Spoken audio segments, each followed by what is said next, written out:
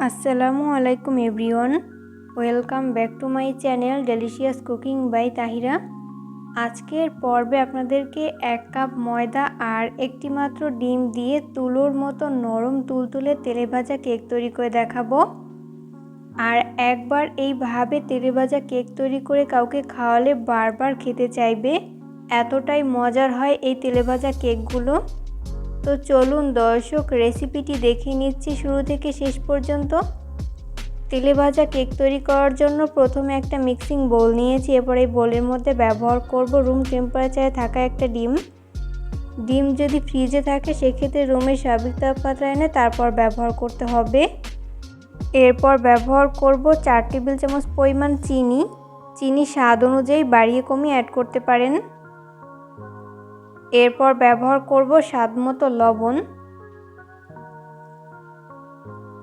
এরপর এই সমস্ত উপকরণগুলোকে একটা হ্যান্ড উইক্সের সাহায্যে ততক্ষণ বিট করে নিব যতক্ষণ না পর্যন্ত ডিম আর চিনি খুব ভালো মতো গলে মিশে যায়।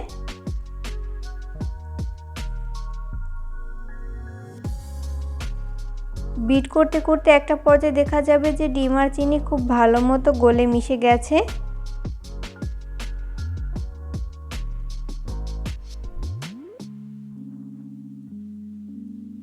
এই পর্যায়ে আমি এর মধ্যে ব্যবহার করব 1/4 কাপ পরিমাণ সয়াবিন তেল।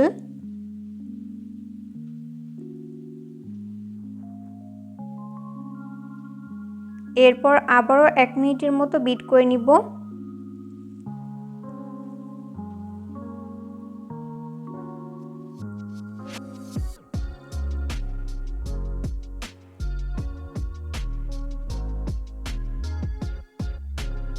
তো এই পর্যায়ে বিট করে নেওয়া হয়েছে। এরপর এর মধ্যে ব্যবহার করব মেজারমেন্ট কাপের 1 কাপ পরিমাণ ময়দা। চাইলে ময়দার পরিবর্তে আটাও ব্যবহার করতে পারেন। এরপর ব্যবহার করব 1/2 চামচ পরিমাণ বেকিং পাউডার। চাইলে বেকিং পাউডারের পরিবর্তে বেকিং সোডাও ব্যবহার করতে পারেন। এরপর এই সমস্ত উপকরণগুলোকে হাতের সাহায্যে খুব ভালো করে মিশিয়ে নিব।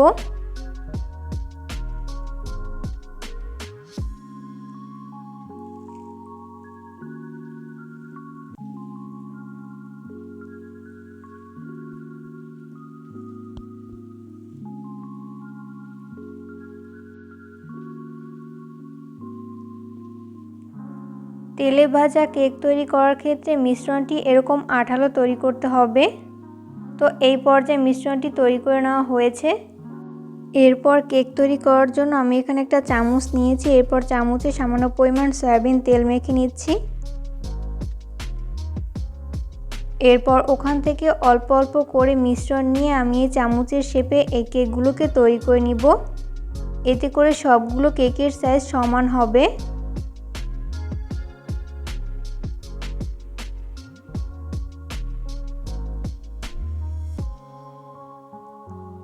তো এরপর আলতো হাতে উঠিয়ে নিব।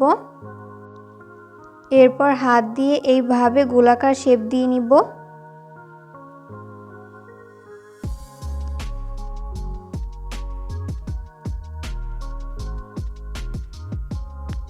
তো এই পর্যায়ে একটি কেকের শেপ তৈরি করে নেওয়া হয়েছে। সেমভাবে বাকিগুলোকেও তৈরি করে নিব। এরপর ভাজার জন্য চুলায় একটা ফ্রাই প্যান বসিয়ে দিয়েছি। এরপর পর্যাপ্ত পরিমাণ সয়াবিন তেল দিয়ে দিয়েছি। তেল যখন হালকা গরম হবে ওই পর্যায়ে আমি একটি একটি করে কেকের শেপ দিয়ে দিচ্ছি।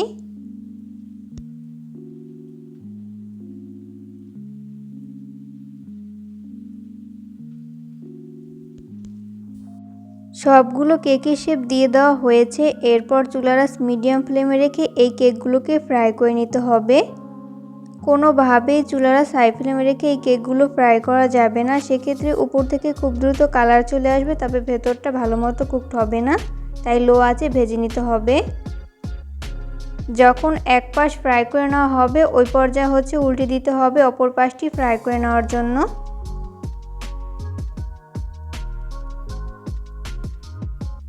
উল্টে পাল্টে কেকগুলো যখন দুই পাশ গোল্ডেন ব্রাউন কালার করে ভেজে নেওয়া হবে ওই পর্যায়ে আমি এই কেকগুলোকে তেল ঝরিয়ে তেল থেকে উঠিয়ে নিব।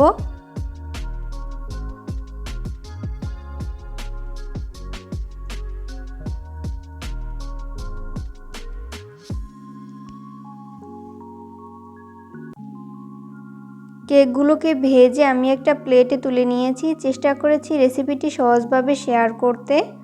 আশা করছি বরাবরের মতো আমার আজকের রেসিপিটিও আপনাদের কাছে সহজ এবং ভালো লেগেছে।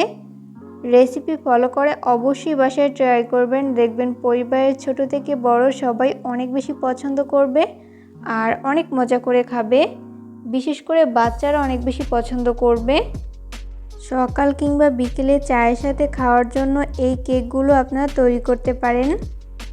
ভিডিও ভালো লাগলে লাইক, কমেন্ট এবং শেয়ার করতে একদমই ভুলবেন না। পরবর্তী রেসিপি দেখার আমন্ত্রণ জানিয়ে আজকের মতো এখানেই বিদায় নিচ্ছি। সবাই অনেক বেশি ভালো থাকবেন। আল্লাহ হাফেজ।